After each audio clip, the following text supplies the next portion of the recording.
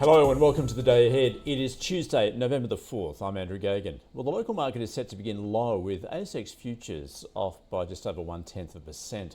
It was a mixed session on global equity markets overnight, with investors searching for direction in the absence of US government data.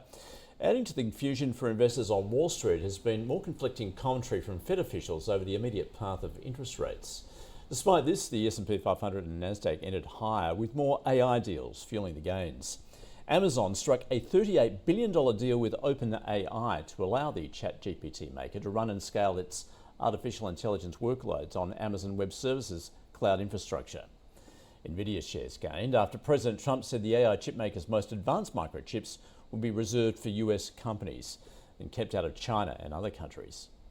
Shares of Australian-based AI cloud service provider Iron surged after signing a multi-year GPU cloud services contract with Microsoft worth around $9.7 billion. Tesla hit its highest level in 10 months ahead of an upcoming shareholder meeting that could determine CEO Elon Musk's $1 trillion pay plan. And Kimberly-Clark shares tumbled after it was revealed the consumer goods company will buy Tylenol maker Kenvue for more than $40 billion. Kenvue shares jumping on the news. Well, US manufacturing contracted for an 8th straight month in October as new orders remained subdued and suppliers took longer to deliver materials to factories amid the tariffs on imported goods, with manufacturers citing the import duties as a major constraint. On Wednesday, the US Supreme Court will hear arguments on the legality of President Trump's tariff regime. On the wake of last week's interest rate cut, the Fed's next move is unclear given the absence of economic indicators because of the government shutdown. Fed officials have offered conflicting viewpoints, with Austin Goolsbee saying, "I'm not decided going into the December meeting. I'm nervous about the inflation side of the ledger, where you've seen inflation above the target for 4.5 years and it's trending the wrong way." On the other hand, Stephen Myron says the Fed is too restrictive. Neutral is quite a ways below where current policy is. Given my rather more sanguine outlook on inflation than some of the other members of the committee, I don't see a reason for keeping policy as restrictive.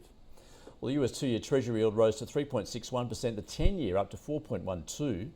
Markets pricing in a 55% chance the Fed will cut by 25 basis points at the December meeting. Meanwhile, ahead of today's RBA policy decision, Australian 3-year government bond yields are around 3.65%, the 10-year close to 4.36%, with markets pricing in no chance of a rate cut today. The US dollar has risen to a 3-month high against the euro. The Aussie is currently at 65.4 US cents. Oil prices have held steady, with the market weighing up the latest OPEC Plus supply increase, with the group's plans to pause output increases in the first quarter of next year. Brent crude futures settling at close to $65 a barrel.